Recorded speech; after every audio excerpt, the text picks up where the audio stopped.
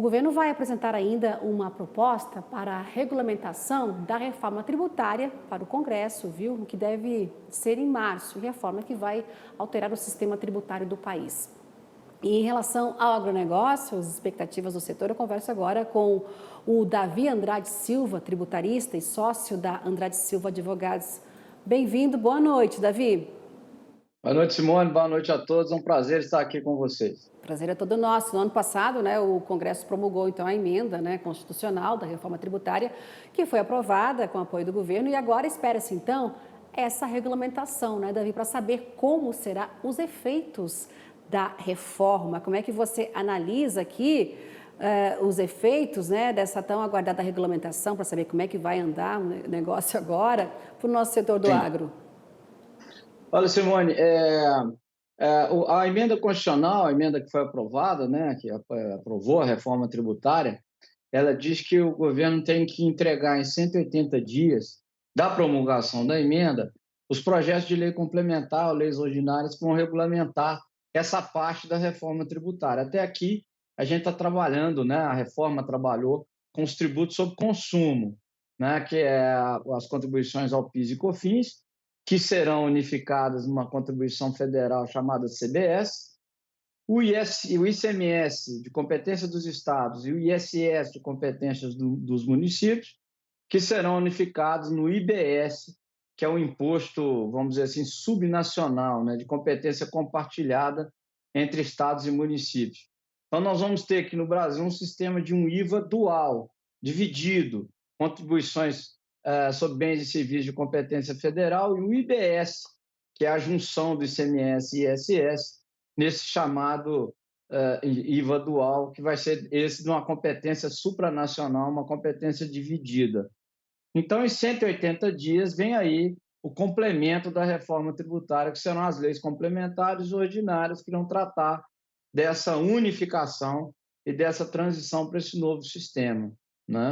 O agro, ele foi, como deveria ser, evidentemente, pela pujança e pela importância do agro, essa grande locomotiva do nosso PIB, responsável por 25% da arrecadação de tributos no país, 25% do PIB, por uma geração extraordinária de empregos.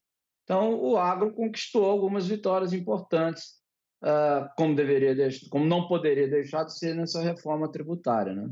Davi, a gente vê agora o setor esperando a alíquota base, O agro teve essa redução Sim. de 60% da alíquota base para operações envolvendo insumos, alimentos. É importante saber, então, como é que será essa alíquota, base, porque estava se falando em 27,5%. Só saber na prática agora, Exatamente. Essa é a pergunta de $1 milhão, Simão? Qual vai ser a alíquota referência? As estimativas apontam para algo em torno de 27, 27,5%, o que por si só já vai redundar no maior IVA do mundo. É uma alíquota de 27,5% e vai superar, por exemplo, o IVA da Hungria, que é o maior do mundo, com 27%. Então, portanto, essa alíquota definirá a alíquota base do setor agropecuário naqueles produtos que não compõem a cesta básica, porque a cesta básica gozará de uma isenção, de uma alíquota zero. Lembrando que essa cesta básica também vai ser definida em lei complementar. Será uma única cesta básica federalizada, coisa que não acontece hoje. Cada estado legisla de forma diferente em relação aos produtos da cesta básica. Então, nós teremos basicamente uma alíquota que, se a projeção se confirmar em 27, ficará entre 10,5% e 10,8%, se a alíquota base for 27%, e essa isenção alíquota zero para os produtos da cesta básica. A cesta básica com a alíquota zero, saber quais os itens que vão compor essa cesta básica nacional, Esperamos aí a lei complementar que vai definir, não é, Davi? Exportação isenta de imposto? Desculpe, não entendi. E exportação isenta de imposto? Exportação com imposto zero, só que o grande problema no país, a gente sabe, é o ressarcimento ao exportador. Hoje o exportador sofre com ressarcimento, quer dizer, é uma alíquota zero, ele acumula o crédito, mas não vê o dinheiro de volta. uma grande distorção do nosso sistema tributário, né? Quando a gente olha, por exemplo, o IVA na zona do euro, a gente vê a restrição efetivamente acontecendo. Exportou, toma dinheiro de volta, toma o tributo de volta. Aqui no país é uma lástima. E a gente não sabe como vai vir também esse mecanismo de ressarcimento no IVA. Se vai ser um efetivo ressarcimento em dinheiro, se vai ser um crédito diferido no tempo, né? A gente também não sabe como vem isso. E essa é uma distorção, Simone, importante que tem que ser corrigida, porque causa uma injustiça em relação ao exportador, que deveria ser desonerado efetivamente, mas que na prática efetivamente não é, porque não consegue se ressarcir integralmente dos tributos acumulados na sua cadeia, né? Esse é um grave problema do sistema tributário brasileiro. Tá certo, Davi, para a gente já ir finalizando aqui rapidamente, eu queria saber o impacto para o produtor, mas pessoa física.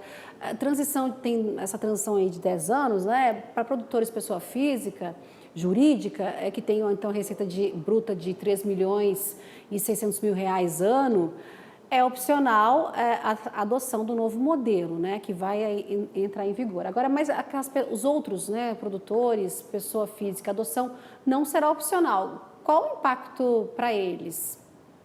Então, é uma pergunta muito importante. A emenda assegura essa não tributação para os contribuintes, os produtores rurais, pessoas físicas e jurídicas, até 3 milhões e 600, né? Então, é alíquota zero, ele não é contribuinte, ele só é contribuinte se optar. Eu não sei quem vai optar para ser contribuinte, né? Efetivamente, não consigo entender a dicção da emenda constitucional nesse ponto, mas está lá.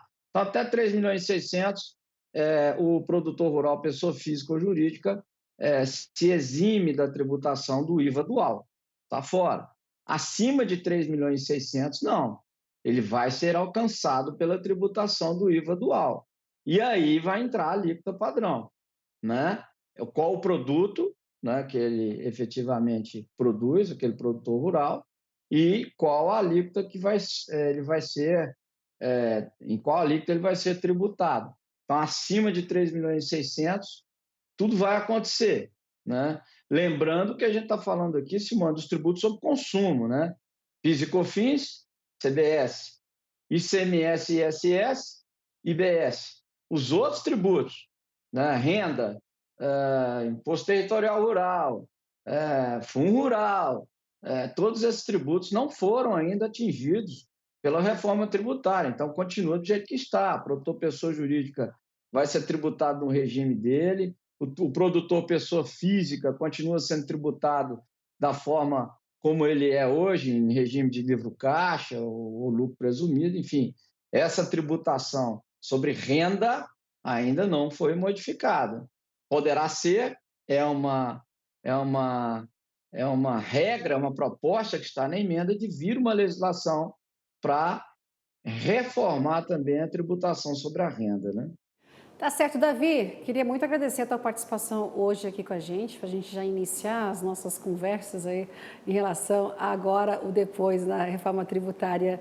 Davi Andrade Silva, tributarista e sócio da Andrade Silva Advogados. Muito obrigada, viu, por essa conversa hoje com a gente. E até uma próxima. Boa noite. Eu que agradeço, é sempre uma honra e até uma próxima oportunidade. Boa noite a todos. Boa noite.